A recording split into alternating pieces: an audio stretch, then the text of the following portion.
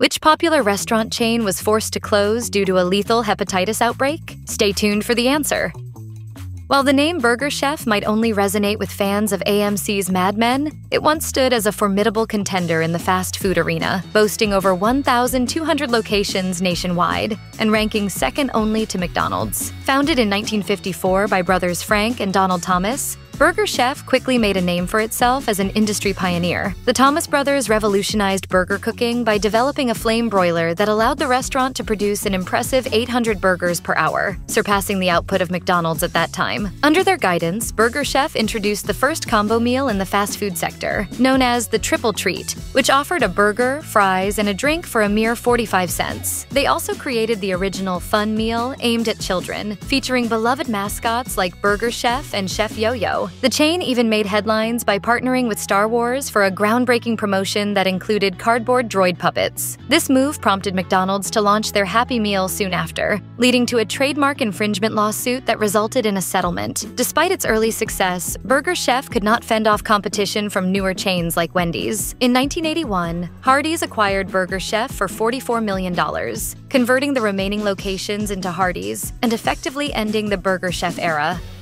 Despite its name, Chock full o' nuts isn't about coffee beans, but rather has an intriguing history rooted in the nut trade. Founded in 1926 by William Black, the first store opened on Broadway in New York City, selling various nuts. However, as the Great Depression hit, nuts became a luxury item, prompting Black to adapt his business model. By 1932, he transformed his 18 nut shops into a hybrid of coffee stand, lunch counter, and convenience store, offering affordable meals, including a nutted cheese sandwich, cream cheese mixed with nuts on raisin bread, alongside a cup of hot coffee, all for just 5 cents. During this tough economic time, Chock full o' nuts thrived by providing low-cost food and coffee, which gained significant popularity. In the early 1950s, Black began selling their coffee in grocery stores, further expanding their reach. Their innovative approach even included hiring baseball legend Jackie Robinson as vice president, boosting the brand's visibility and appeal. By the time of Black's passing in 1983, the company boasted impressive revenues of $115.8 million, with a significant portion derived from grocery sales. Although the original cafes in Manhattan and Brooklyn closed by the late 1980s, the Chock full o' nuts legacy was revived in 2010 as a nostalgic food stand for New Yorkers craving a taste of the past. The chairman of Chock full o' nuts has asked me to tell you that our coffee's #1 in New York. By 2021, there were 5 locations still operating, including one in a hospital in upstate New York and another in a New Jersey mall.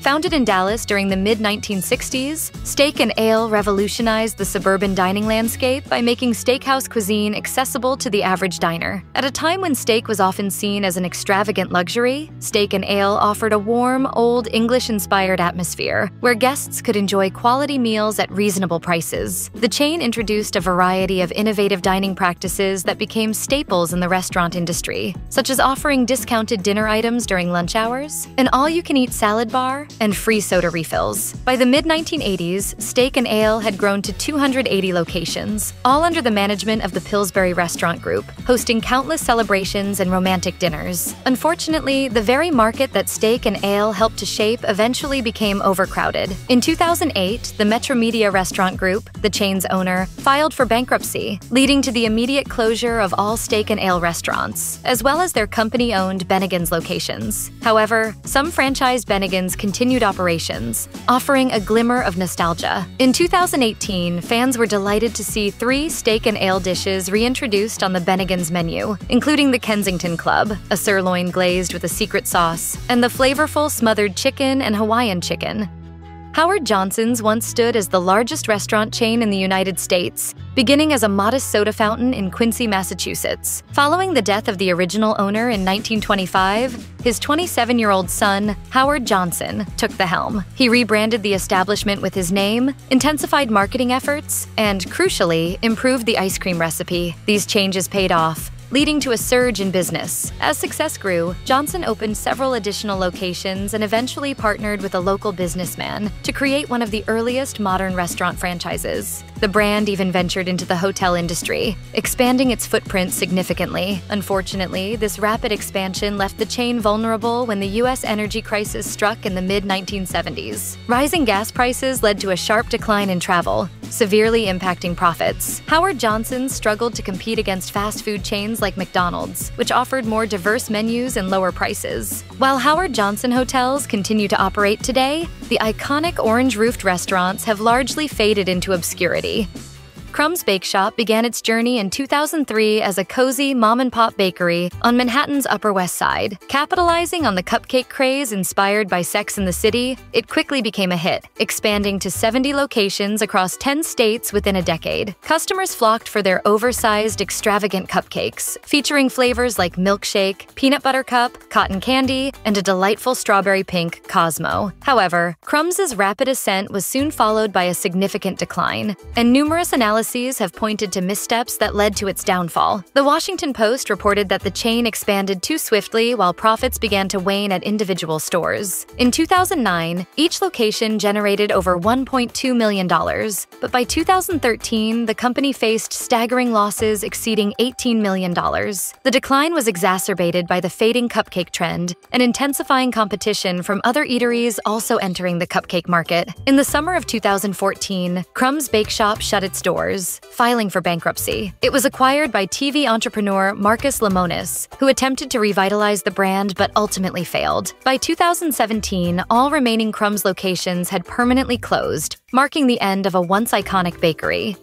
For almost 40 years, children on the West Coast and in Hawaii relished the idea of celebrating their birthdays at Farrell's ice cream parlor. Guests were treated to complimentary ice cream sundaes, all while the venue buzzed with an infectious party atmosphere reminiscent of the early 1900s. The staff donned 1890s-style striped outfits and boater hats, serving extravagant banana splits and towering ice cream creations, all to the lively tunes of a player piano playing ragtime music. Founded in Portland, Oregon in 1963, Farrell's rapidly grew to 130 locations by the mid-70s, especially after being acquired by the Marriott Corporation. However, by the early 1980s, the chain faced challenges when it was sold to an investor group. The novelty of its retro ice cream parlor theme began to fade, and competition from emerging ice cream and frozen yogurt chains intensified. By 1990, only a handful of locations remained. In 2019, the final Farrell's location closed its doors, marking the end of an era for the beloved ice cream parlor chain that had created countless cherished memories for families over the decades. While numerous buffet-style chains like Old Country Buffet, Golden Corral, and Sizzler focus on hearty comfort food, Souplantation, known as Sweet Tomatoes outside California, offered a unique concept centered on health. Instead of fried chicken and mashed potatoes, Souplantation provided a vast salad bar filled with fresh greens and a variety of toppings, accompanied by soups and baked goods. The restaurant emerged from the health food movement of the 1970s, opening its first location in San Diego in 1978 and rapidly expanded across the country throughout the 1980s and beyond. However, the COVID-19 pandemic brought significant challenges. In March 2020, Souplantation and Sweet Tomatoes closed their doors due to lockdowns aimed at curbing the virus's spread. Unlike many restaurants that adapted by switching to takeout service, the buffet model struggled to operate under these constraints. What was initially anticipated as a temporary closure turned into a permanent shutdown just 2 months later. By May 2020, after suffering losses of $1 million per week since closing, parent company Garden Fresh announced the closure of all 97 Souplantation and Sweet Tomatoes locations, marking the end of the chain that had once thrived on health-conscious dining. Country music stars often explore diverse avenues to grow their brands, particularly in the food and beverage industry. In 1991, legendary singer Kenny Rogers partnered with a former KFC CEO to launch Kenny Rogers Roasters, a rotisserie chicken restaurant that opened its first location in Coral Springs, Florida. The chain rapidly grew to over 350 locations. Despite its initial success, the restaurant faced tough competition from established chains like KFC, Popeyes, and Boston Market. While an iconic episode of Seinfeld humorously referenced the chain and provided some publicity, it ultimately wasn't sufficient to sustain the business. Oh, Jerry, look! I need that chicken! I gotta have that chicken! I don't leave those roasters alone! Kenny never hurt anybody! Kenny Rogers Roasters declared bankruptcy in 1998 and was acquired by Nathan's Famous Inc. for $1.25 million. 10 years later, Nathan sold the brand to an Asian franchisee. While the chain has disappeared from the U.S. fast food landscape, it continues to flourish in countries like Indonesia, the Philippines, and Dubai. The beloved Red Barn restaurant chain was established in 1961 by 3 restaurateurs in Springfield, Ohio. Known for its vibrant red barn-shaped buildings, Red Barn embodied a rustic theme that was anything but subtle. Despite its country charm, Red Barn distinguished itself by offering innovative menu items. The chain featured enormous gourmet burgers like the Big Barney and the Barn Buster, which predated the Big Mac and Whopper by several years. Additionally, Red Barn pioneered the concept of customizable salads, introducing a vast self-service salad bar filled with a wide array of toppings and ingredients, allowing customers to create their perfect salads. At its height, the chain boasted between 300 and 400 locations across the United States, as noted by the Red Barn history site Barnbuster. However, as consumer preferences evolved, the brand struggled to maintain its momentum, leading to multiple ownership changes. Ultimately, Red Barn could not regain its former popularity, and all operations came to an end in 1988, marking the close of an era for this once thriving restaurant chain. In 1969, the U.S. welcomed 3 notable fried fish chains: Long John Silver's, Captain D's, and Arthur Treacher's Fish and Chips. Originating from a British tradition, fish and chips had long been a popular fast food item across the UK. Arthur Treacher's offered a distinctly British experience, emphasizing malt vinegar and featuring its namesake, Arthur Treacher, a familiar face from The Merv Griffin Show, and a character actor renowned for portraying stuffy English butlers. Throughout the 1970s, Arthur Treacher's enjoyed rapid expansion, evolving from its humble beginnings in Columbus, Ohio, to a robust network of 826 locations by the decade's end. However, the chain soon found itself overextended, as reported by the Lakeland Ledger, with more outlets than its customer base could support. This led to its sale by parent company Orange Co. to frozen fish processor Mrs. Paul's Kitchen in 1979, followed by another acquisition by Lumara Foods 3 years later. After filing for Chapter 11 bankruptcy in 1984, the number of Arthur Treacher's locations dwindled significantly, with only 27 remaining by 2010. By 2024, just 2 freestanding Arthur Treacher's Fish and Chips remained in Ohio. Horn and Hardart represents more than just a vanished restaurant chain. It symbolizes the nearly extinct automat dining concept in the U.S. Originating in Berlin in 1895, automats are fast food eateries where customers receive food from vending machines, minimizing human interaction. Horn and Hardart dominated this niche, boasting nearly 180 locations by 1950. However, the rise of traditional fast food chains led to the decline of automats, culminating in the closure of the last Horn and Hardart in 1991. Today, the only remnant of this once iconic brand is its coffee, available for purchase, keeping a small part of the automat legacy alive.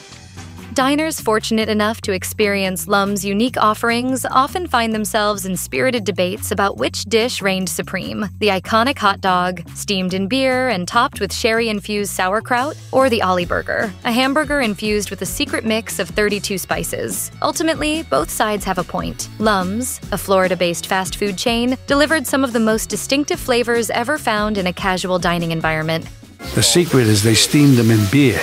There ain't a better hot dog in America.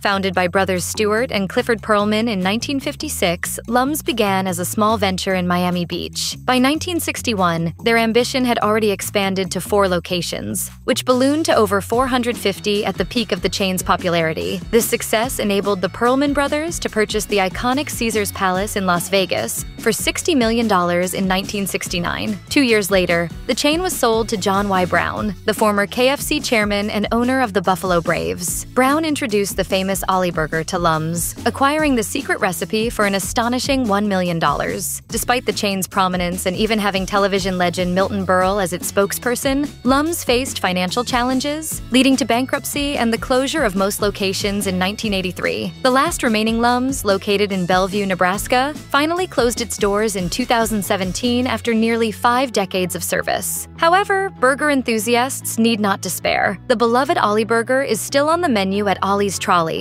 a Lum's offshoot, which continues to operate in Cincinnati, Ohio, and Louisville, Kentucky, offering a taste of this classic burger legacy.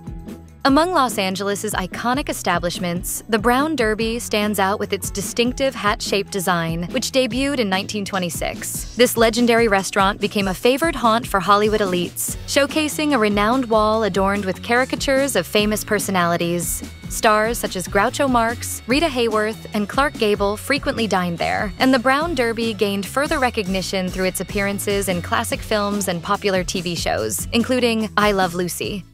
That's it. That's where we'll go. Where? The watering hole. Fellow hunters, we're going to the Brown Derby. The Brown Derby was renowned for its exquisite cuisine, famously birthing the Cobb salad, named after its owner, Robert Howard Cobb. It also proudly claimed to have created the original Shirley Temple drink, a point that the actress herself seemed to validate. Unfortunately, the sparkle of the Brown Derby chain diminished over the years. The first location shuttered its doors in 1980, followed by the closure of the remaining restaurants within 5 years. Today, those interested in the Brown Derby's storied past can find memorabilia displayed in museums, or visit the tribute at Disney's Hollywood Studios in Orlando. Yet, nothing can truly replicate the charm and legacy of the iconic original chain linked to the glamour of classic Hollywood. For countless diners, Chi-Chi's was their introduction to the delightful chimichanga. It also pioneered the inclusion of fried ice cream on Mexican restaurant menus throughout the United States. In the late 1980s and early 1990s, Chi-Chi's epitomized casual Tex-Mex dining, drawing in patrons with its vibrant atmosphere and diverse menu. Co-founded in 1977 in Minneapolis by former Green Bay Packers player Max McGee and restaurateur Marno McDermott, Chi-Chi's was inspired by McDermott's wife, affectionately known as Chi-Chi. The catchy branding resonated with consumers, propelling the chain to over 200 locations by 1986. However, as with many successful brands, increased competition gradually eroded Chi-Chi's market presence. By the late 1990s, only about 150 restaurants remained. Seeking financial relief, the chain filed for bankruptcy in 2002. Shortly thereafter, a crisis struck when green onions imported from Mexico, contaminated with hepatitis A, were served at a Pittsburgh location. This outbreak made headlines, infecting over 650 individuals and resulting in 4 fatalities. As fear spread, customers abandoned the chain, leading to plummeting sales and the eventual closure of remaining locations. While Chi-Chi's still operates internationally in Europe, Kuwait, and the UAE, its legacy in America endures through grocery store products bearing the Chi-Chi's name. With its enticing all-you-can-eat salad bar, limitless offerings of beer, wine, and sangria, and generous portions of hamburgers, steaks, ribs, and chicken, Beefsteak Charlie's became a culinary haven for restaurant-goers in the 1970s and 80s. The journey began in New York City, where the original Beefsteak Charlie's opened in 1910 as a popular sports bar. After the first restaurant flourished, restaurateur Larry Ellman recognized that the name had never been trademarked, and seized the opportunity to rename his steak and brew chain as Beefsteak Charlie's in 1976. By 1984, more than 60 locations stretched along the East Coast, embodying the chain's motto, "I'll feed you like there's no tomorrow." In a 1982 Washington Post review, the appeal of Beefsteak Charlie's was highlighted as its "no restraint whatever" philosophy, allowing patrons to indulge in vast quantities of food for an incredibly low price. However, this era of indulgence was short-lived. In 1987, the chain was sold to Bombay Palace Restaurants, which filed for bankruptcy just 2 years later. By the early 2000s, all remaining Beefsteak Charlie's locations had closed their doors for good.